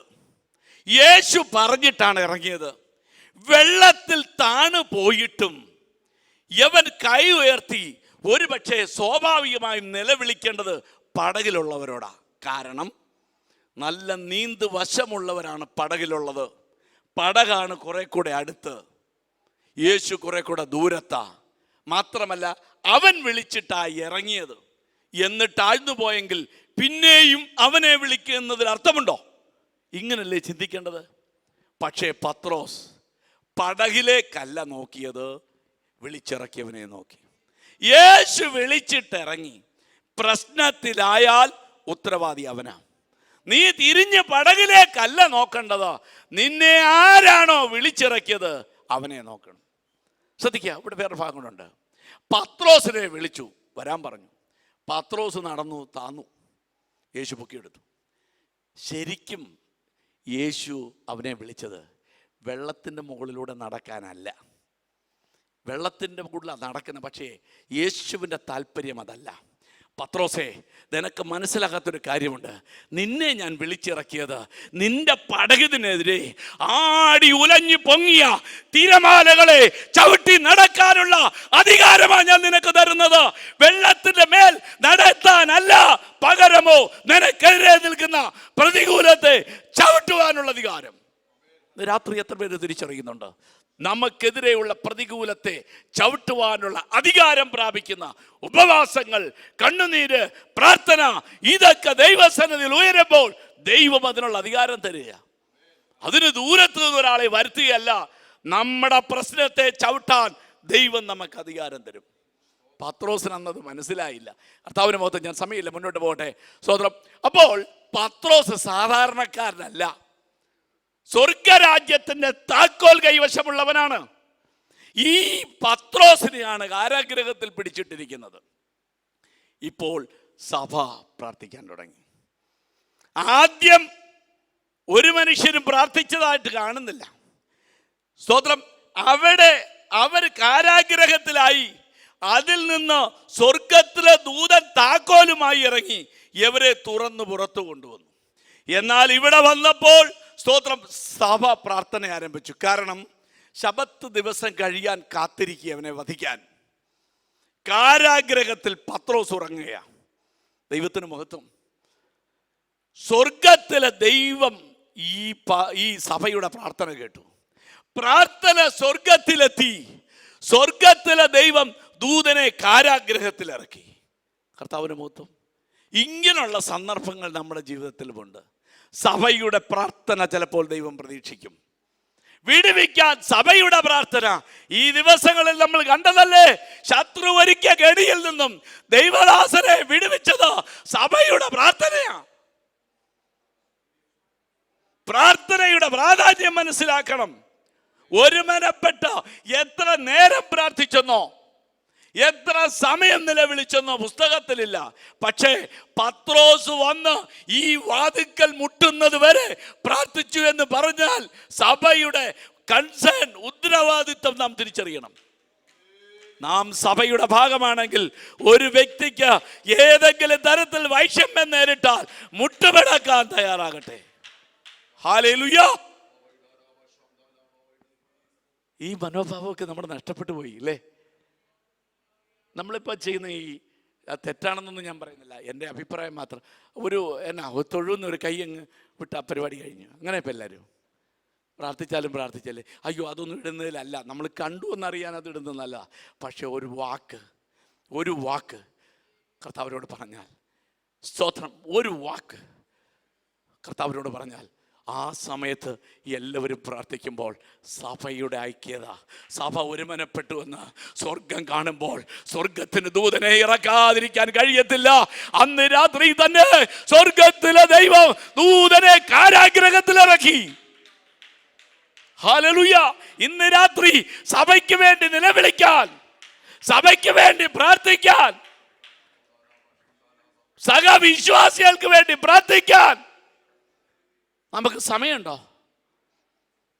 ഈ ദിവസങ്ങളിൽ ഞാൻ പ്രാർത്ഥനയെ പറ്റി എടുക്കായിരുന്നു. യേശു പഠിപ്പിച്ച പ്രാർത്ഥന അല്ലേ, അതിനകത്ത് നിങ്ങൾ വീട്ടിൽ പോയി നോക്കണം. ലൂക്കോസ് സുവിശേഷം 15-ാം അധ്യായത്തിൽ ആദ്യ ഭാഗം, 2 ഭാഗമാണ് അതിൻ്റെ, ഒന്ന് തിയറി, ഒന്ന് പ്രാക്ടിക്കൽ. എടുക്കണ്ട, നമ്മൾ വീട്ടിൽ പോയി ഒന്ന് നോക്കിയേക്കണം. അത് യേശു പഠിപ്പിച്ച പ്രാർത്ഥനയിൽ ചേർത്തിരിക്കുന്നത് ഒരു വാക്ക് പോലും ഞാനെന്നില്ല. സ്വർഗസ്ഥനായ ഞങ്ങളുടെ പിതാവേ. കേട്ടോ, നിങ്ങൾ മുഴുവൻ പരിശോധിക്കൂ. ഒറ്റ വാക്കില്ല ഞാനെന്ന്, ഞങ്ങൾ. ആമേൻ, സ്തോത്രം. ഇത് നമ്മൾ ഉൾക്കൊള്ളണം. നമ്മുടെ പ്രാർത്ഥനകളിൽ ഞാൻ എന്നുള്ളതല്ല, ഞങ്ങൾ എന്ന് പറയാൻ ഐക്യതയുടെ ആത്മാവ് സഭയിൽ നിലനിൽക്കട്ടെ. ചില ആൾക്കാർക്ക് ഒരു സംശയമുണ്ട്, ഞാനേ ബന്ധിക്കപ്പെട്ട് കിടക്കുക, അതിൻ്റെ കൂടെ ഇനി അദ്ദേഹത്തിന് വേണ്ടി എങ്ങനെ പ്രാർത്ഥിക്കുന്നത്. അങ്ങനെ ചിന്തിക്കുന്ന ആൾക്കാരില്ലെന്ന് ഞാൻ പറയുന്നില്ല. ഞാൻ തെളിവിന് പറഞ്ഞേച്ചപ്പോൾ ഉദാഹരണം പറയാം. ഞാനേ ബന്ധിക്കപ്പെട്ടു. ചിലർക്കൊരു തോന്നലുണ്ട്, ആ അച്ഛനോട് പറഞ്ഞിട്ടില്ല, ആ അച്ഛൻ മുട്ടുവേദനയ്ക്ക് ഞങ്ങളെ കൊണ്ട് പ്രാർത്ഥിച്ചു, ഇവിടെ പ്രാർത്ഥനയാവും, പിന്നെ ആ അച്ഛൻ പ്രാർത്ഥിച്ചാൽ അങ്ങനെ, അതുകൊണ്ട് പ്രാർത്ഥിച്ചിട്ട് കാര്യമില്ല. ആ അമ്മമ്മയുടെ കാര്യം ഇതുവരെ ശരിയായില്ല, പിന്നെ നമ്മൾ പ്രാർത്ഥിപ്പിക്കാതിരിക്കുന്നത് നല്ല. ബന്ധിക്കപ്പെട്ടു നമ്മുടെ ഒരു ഭാഷയാണ് അല്ലേ? ആണോ? തിരുത്തി ഞാൻ പറയാം. സ്തോത്രം. ഇയ്യോബ് തൻ്റെ കൂട്ടുകാർക്ക് വേണ്ടി പ്രാർത്ഥിച്ചു അല്ലേ? അവർ നിന്നു കൊടുത്തന്നേ. വിടുതലാകുന്നതിന് മുമ്പായി സംഭവം. സഹോദരന്മാർ, അവരുടെ കൂട്ടുകാർക്ക് വേണ്ടി ഇയ്യോബ് പ്രാർത്ഥിച്ചു.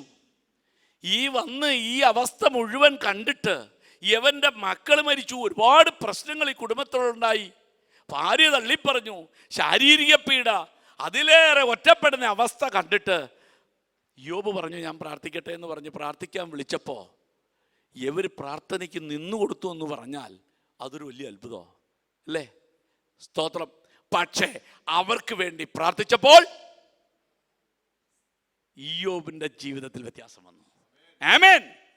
ഇന്ന് രാത്രി തിരിച്ചറിയണം, ഇയ്യോബേ പ്രാർത്ഥിക്കണ്ട, താനോ രക്ഷപ്പെടാതെ കിടക്കുക, താൻ പ്രാർത്ഥിച്ച ആ ബന്ധനം ഞങ്ങൾക്ക് വരണ്ട. അങ്ങനല്ല, ഏൽപ്പിച്ചു കൊടുക്കണം. സഭ ഒരുപോലെ നിന്ന് ഒരുമനപ്പെട്ട് ഏത് വിഷയത്തിന്റെ മേൽ ഐക്യതയോടെ പ്രാർത്ഥിക്കുന്നുവോ ആ വിഷയത്തിൽ വിടുതൽ തരുവാൻ സ്വർഗത്തിലെ ദൈവം വിശ്വസ്തനാ. രാത്രി ഞാൻ സ്വത്രം പറഞ്ഞാട്ടെ, സഭയുടെ ഏത് വ്യക്തിക്കുണ്ടാകുന്ന വൈഷമ്യവും, ശാരീരികമോ മാനസികമോ സാമ്പത്തികമോ ഏത് വിഷയവുമാകട്ടെ, അതെല്ലാം ദൈവമക്കൾ പരസ്പരം പ്രാർത്ഥിക്കുമ്പോൾ വിടുതൽ നടക്കുമെന്ന് ഈ വചനം കൊണ്ട് നമുക്ക് തെളിയിക്കാം. കർത്താവിന് മഹത്വം. ഇന്ന് രാത്രി അതിനായിട്ട് ദൈവാത്മാവ് നമ്മെ ഉണർത്തട്ടെ. അടുത്തൊരു ഭാഗത്തേക്ക് ഞാൻ വീണ്ടും പോകുന്നു. സ്തോത്രം. അടുത്ത് പൗലോസ് ശീലാസും ഫിലിപ്പി പട്ടണത്തിലേക്ക് പോയി. സഭയുടെ പണിയാണ് നമ്മുടെ വിഷയം, അതുകൊണ്ട് മറന്നു പോകരുത്. സ്തോത്രം. ഫിലിപ്പി പട്ടണത്തിലേക്ക് പൗലോസും ശീലാസും ചെന്നു.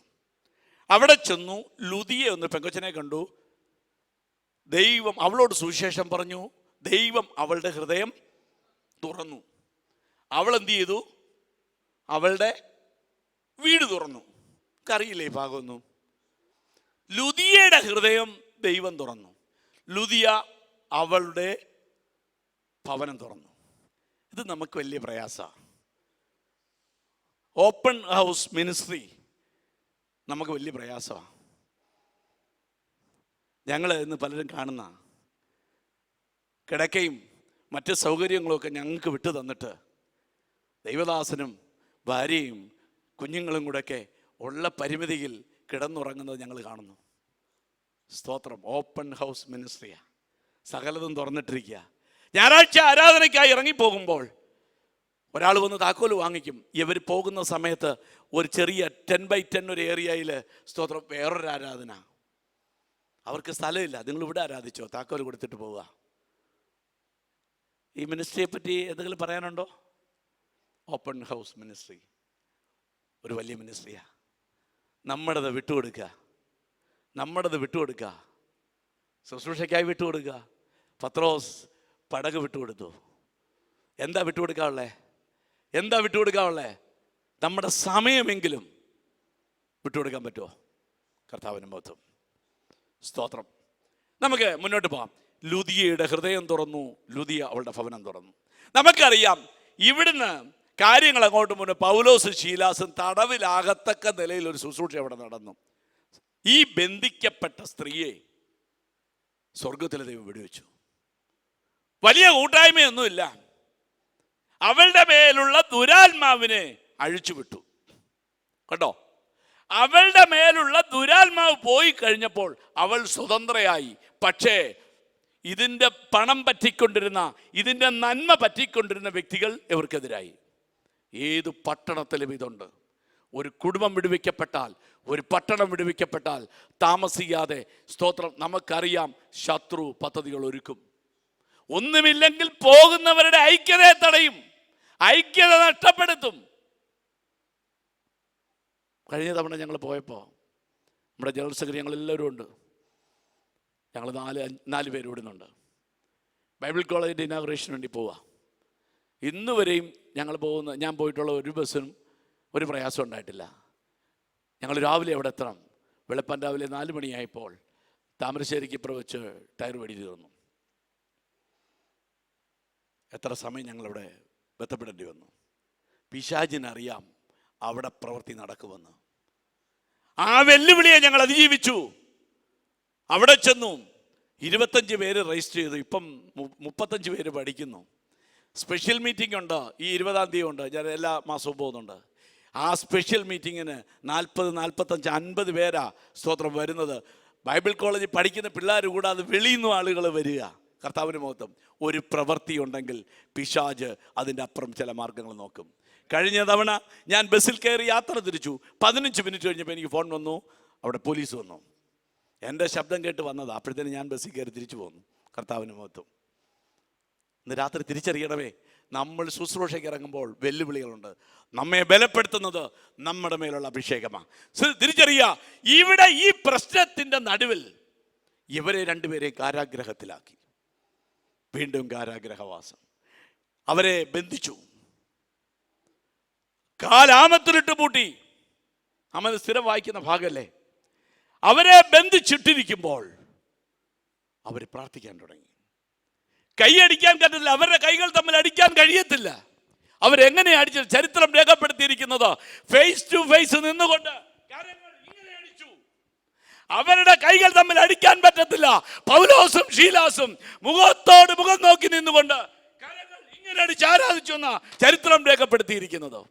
ആരാധിക്കാൻ തുടങ്ങി. കാൽ ബന്ധിച്ചിരിക്കുക. സ്തോത്രം. സ്വർഗത്തിലെ ദൈവം കാരാഗ്രഹത്തിന്റെ അടിത്തറയിടാക്കി. ആ ഭാഗം ഒന്ന് വായിച്ചേ. 16-ാം അധ്യായം 25-ാം വാക്യം അല്ലേ? ആ ആ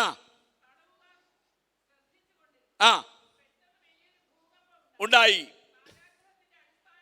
അടിസ്ഥാനം കുലുങ്ങി.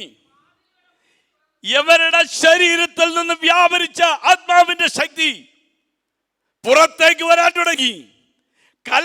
സ്വതന്ത്രം കാരാഗ്രഹത്തിന്റെ അടിത്തറയെ കുലുക്കി.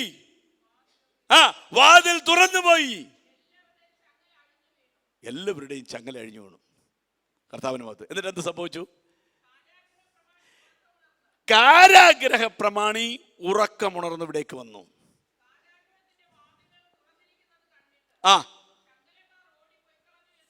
ഊഹിച്ചു.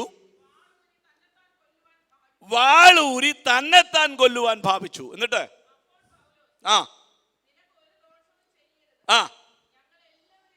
ഞങ്ങളെല്ലാവരും ഇവിടെ തന്നെ ഉണ്ട് വിളിച്ചു പറഞ്ഞു. അവൻ വെളിച്ചം ചോദിച്ച് സ്തോത്രം. ഇവൻ വെളിച്ചം ചോദിച്ചുകൊണ്ട് ഈ കാരാഗ്രഹത്തിനകത്ത് പൗലോസിന്റെയും ശീലാസിന്റെയും അടുക്കലേക്ക് വന്നു എന്ന് പറഞ്ഞാൽ എന്താ ഇതിന്റെ അർത്ഥം? യവൻ കാരാഗ്രഹ പ്രമാണിയാ. ഏതെങ്കിലും വിധത്തിലുള്ള വെളിച്ചം യവന്റെ കയ്യിലുണ്ടാകുകയാണ് പതിവ്, അല്ലേ? അങ്ങനെയാ വേണ്ടത്, അങ്ങനെയാ ഉണ്ടായിരിക്കുന്നത്.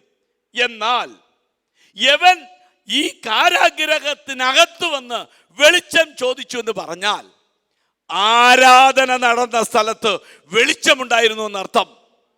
മനസ്സിലായോ? വെളിച്ചം ചോദിച്ചു വരണമെങ്കിൽ ആരാധിച്ച കാരാഗ്രഹത്തിനകത്ത് വെളിച്ചമുണ്ടായിരുന്നു. എന്ത് വെളിച്ചം? യേശു പറഞ്ഞു, ഞാൻ ലോകത്തിന്റെ വെളിച്ചമാകുന്നു. യേശുവിന്റെ സാന്നിധ്യം കാരാഗ്രഹത്തിൽ ഇറങ്ങി. അതാണ് കാരാഗ്രഹ പ്രമാണി കണ്ട വെളിച്ചം. സ്തോത്രം. ആരാധനയുടെ നടുവിൽ യേശു നേരിട്ടിറങ്ങി. ആമേൻ.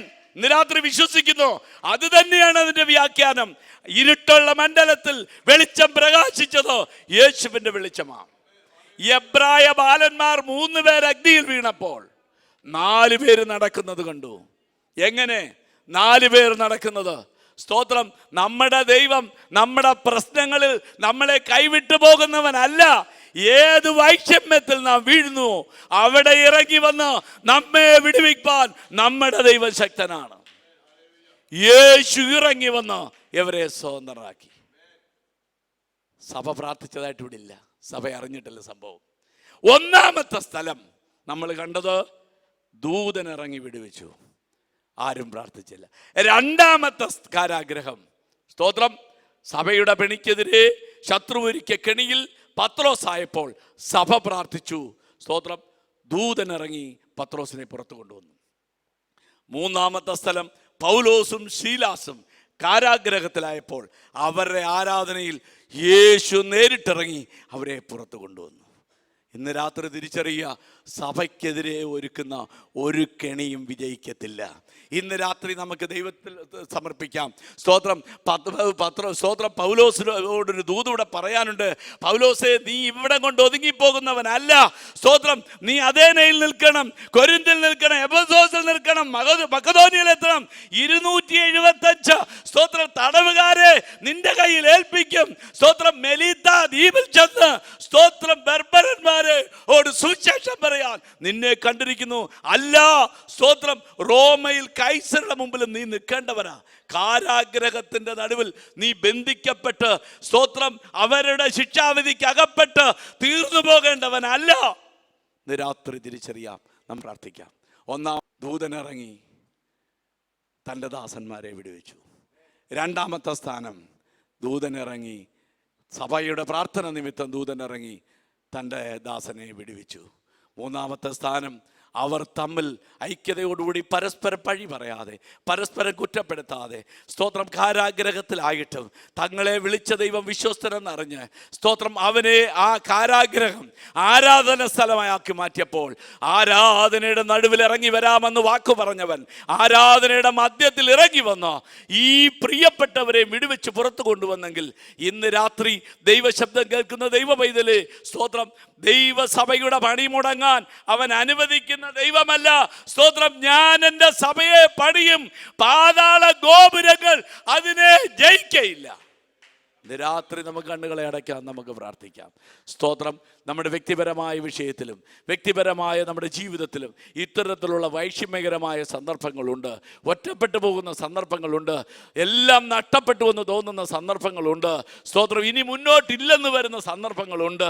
സ്തോത്രം. അടുത്ത ദിവസം പത്രോസിനെ വധിക്കാൻ വെച്ചിരിക്കുന്നത് പോലെ തന്നെയുള്ള സന്ദർഭങ്ങൾ നമ്മുടെ ജീവിതത്തിൽ കടന്നു വരാം.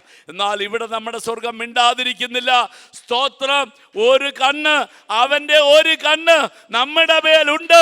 നമ്മുടെ ശുശ്രൂഷ തികയ്ക്കാതെ നമ്മെ ഇവിടുന്ന് നീക്കിക്കളയുവാൻ അവന് കഴിയത്തില്ലെന്ന് ഇന്ന് രാത്രി വിശ്വസിച്ചാട്ടെ. ഭാരപ്പെടുന്ന ജീവിതമേ ദൈവകരത്തിൽ സമർപ്പിച്ചാട്ടെ. സ്തോത്രം.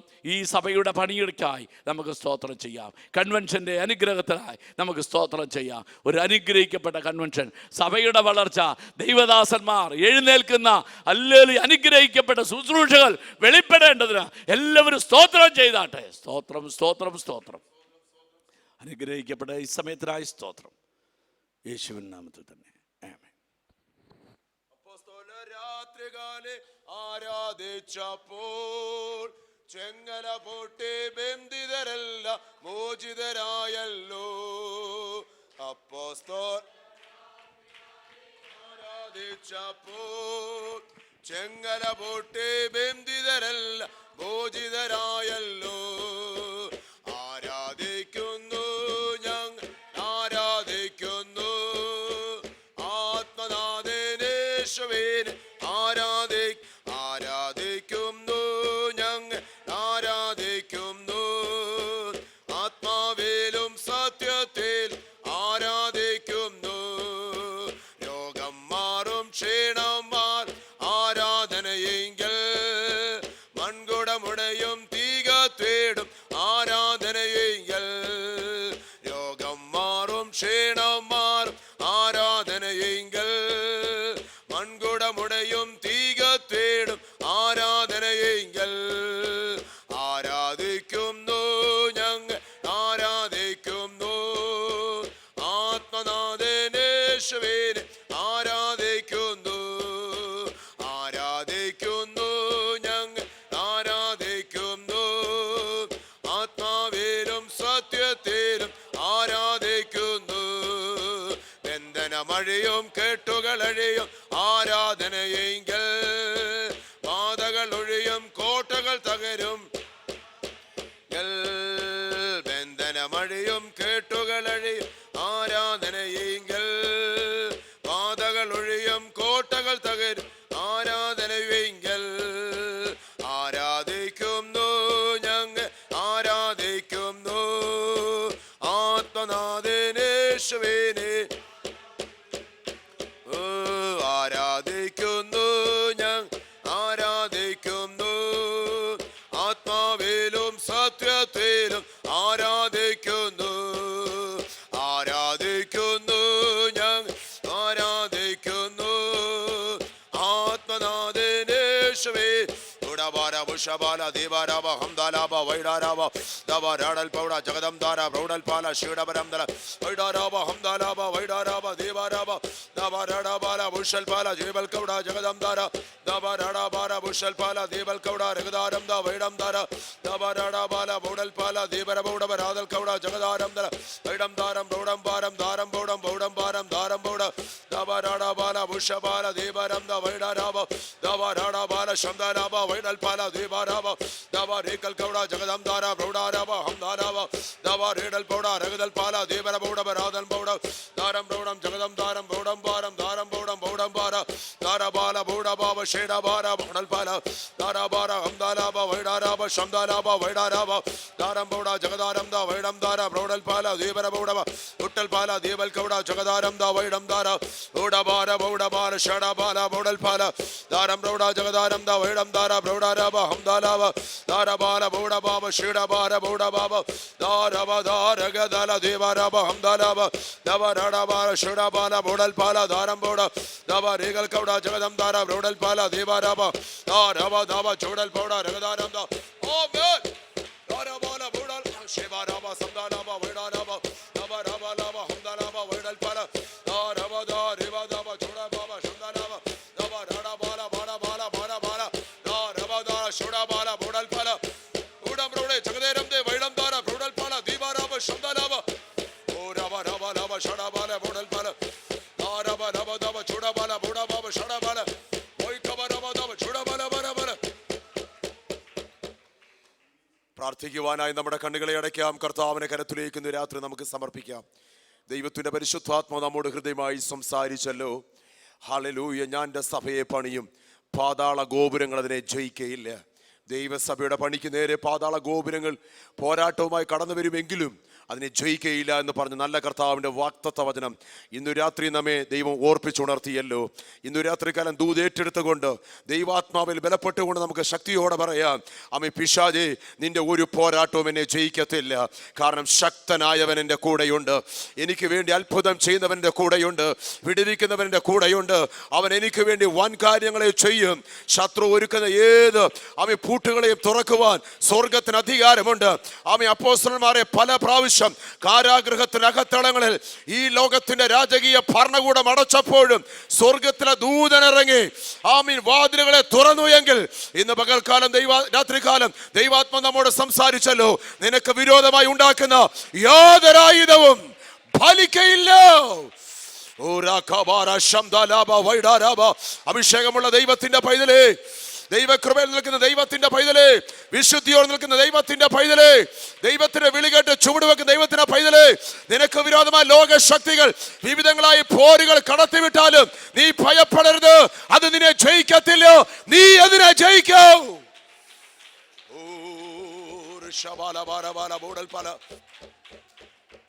വചനം സംസാരിപ്പാൻ ദൈവദാസനെ അധികാരപ്പെടുത്തിയല്ലോ. കർത്താവിനെ വിലപ്പെട്ട അഭിഷേകത്തിനെ ഓർത്തൊരു നിമിഷം പ്രാർത്ഥിക്കാം. അനവധി ചുമതലകൾ തനിക്കുണ്ട്. കർണാടക സബ് സ്റ്റേഷന്റെ കോർഡിനേറ്ററായി ചുമതല വഹിക്കുമ്പോൾ തന്നെ പലയാവർത്തി, ഒരു മാസത്തിൽ തന്നെ പലയാവർത്തി അവിടെ കടന്നുപോയി. ശുശ്രൂഷകൾക്ക് നേതൃത്വം കൊടുക്കേണ്ടതായിട്ടുണ്ട്. അവിടെയുള്ള പ്രവർത്തനങ്ങളെ ഓർത്ത് നമുക്കൊരു നിമിഷം പ്രാർത്ഥിക്കാം. കർണാടക സ്റ്റേറ്റിലെ എല്ലാ പ്രവർത്തനങ്ങളെയും കർത്താവ് മാനിപ്പാനും വർധനവിലേക്ക് കൊണ്ടെത്തിപ്പാനും അവിടെ നടക്കുന്ന ബൈബിൾ സ്കൂളിൻ്റെ പ്രവർത്തനങ്ങൾ പഠിക്കുന്ന വിദ്യാർത്ഥികൾ എല്ലാവരെയും ഓർത്തൊരു നിമിഷം പ്രാർത്ഥിക്കാം. Hallelujah, hallelujah. വലിയവനായ ദൈവത്തിന്റെ ശക്തമായ പ്രവൃത്തി കർണാടക സ്റ്റേറ്റിൽ വെളിപ്പെടുവാൻ നമുക്ക് പ്രാർത്ഥിക്കാം. കർത്താവദാസൻ ഫസ്റ്റ് കോശി ഫിലിപ്പിനായിട്ട് പ്രാർത്ഥിക്കാം. സ്തോത്രം ശക്തിയോടെ, ബലത്തോടെ, അഭിഷേകത്തോടെ പിന്നെയും ദൈവം ഉപയോഗിക്കുവാൻ, അനേകർക്ക് ആശ്വാസത്തിനും അനേക ജീവിതങ്ങളെ നിത്യതയിലേക്ക് ആനയിക്കുവാനും തന്റെ ഭൃത്തിനെ ഒരുക്കുവാൻ നമുക്ക് പ്രാർത്ഥിക്കാം. ദാസിക്കായിട്ട് പ്രാർത്ഥിക്കാം. കുഞ്ഞുങ്ങൾ രണ്ടുപേരെ ഓർത്ത് പ്രാർത്ഥിക്കാം. സ്തോത്രം കുടുംബാടവരെ അനുഗ്രഹിപ്പാൻ, കർത്തൃ ശുശ്രൂഷയിൽ പിന്നെയും ദൈവം ഉയർത്തുവാൻ ഒരു നിമിഷം ദൈവഭക്തനെയും കുടുംബത്തെ ഓർത്ത് കർണാടക സ്റ്റേറ്റിന്റെ പ്രവർത്തനങ്ങളെ ഓർത്തുകൊണ്ട് കരങ്ങളും അധരങ്ങളും ചലിപ്പിച്ച് ശക്തിയോടെ പോരാടി പ്രാർത്ഥിക്കാം.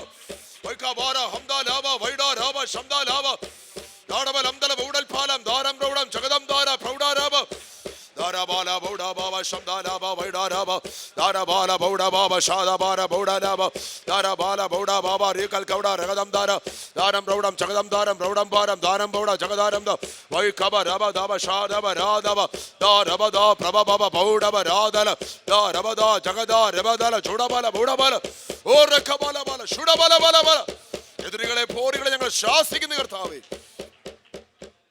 ഇന്ന് രാത്രി ദൈവം നമ്മെ എത്രത്തോളം ശക്തീകരിച്ചല്ലോ. നാളെ പകൽക്കാലം നടക്കുന്ന വിശുദ്ധ സഭായോഗത്തെ ഓർത്ത് പ്രാർത്ഥിക്കാം. ഏറ്റവും അനുഗ്രഹമാക്കി തീർക്കേണ്ടതിന്, ശുശ്രൂഷയ്ക്കായി തന്റെ ദാസന്മാരെ അധികാരപ്പെടുത്തേണ്ടതിന് തിരുമേശം നമ്മുടെ മുൻപിലുണ്ട്. വിശുദ്ധിയോടെ വേർപാടോടെ അതിന് ഭാഗവാക്കാകുവാൻ കർത്താവ് നമ്മെ ഓരോരുത്തരെ ഒരുക്കുവാൻ നമുക്ക് പ്രാർത്ഥിക്കാം. കർത്താവിന്റെ വരവ് താമസമെങ്കിൽ 24-ാം തീയതി മുതൽ ആരംഭിക്കുന്ന നമ്മുടെ കൺവെൻഷന് വേണ്ടി ശക്തിയോടെ പ്രാർത്ഥിക്കാം.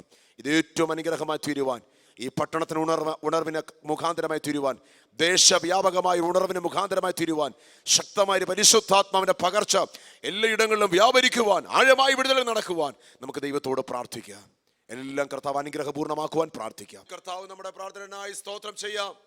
നൽകിയ ദൂതിനായി സ്തോത്രം ചെയ്യാം. പകർന്ന വിടുതലിനായി സ്തോത്രം ചെയ്യാം. പിതാവായ ദൈവത്തിന്റെ സ്നേഹവും കർത്താവായ യേശു ക്രിസ്തുവിന്റെ കൃപയും ആശ്വസിപ്പിക്കുന്ന പരിശുദ്ധാത്മാവിന്റെ കൂട്ടായ്മയും സഹവാസവും ഓർത്ത് പ്രാർത്ഥിച്ച എല്ലാ വിഷയങ്ങളുടെ മേലും, തലവണക്കിരിക്കുന്ന എല്ലാ പ്രിയപ്പെട്ടവരുടെ മേലും, ദൈവത്തിന് ദൂതുമായി കടന്നു വന്ന കർത്താദാസന്മാരുടെ മേലും, നാളെ പകൽക്കാലമുള്ള വിശുദ്ധ സഭായോഗത്തിന്മേലും, ഭൂലോകമെമ്പാടുമുള്ള എല്ലാ ദൈവത്തിന്റെ അഭിഷിക്തന്മാരുടെ മേലും, ദൈവജനത്തിന്മേലും ഇപ്പോഴും എപ്പോഴും കർത്താവായ യേശു ക്രിസ്തുവിൻ രണ്ടാം വരവ് ഉണ്ടായിരിക്കുമാറാകട്ടെ. അർക്കപ്പെട്ട കുഞ്ഞാടിന്റെ മഹത്വം.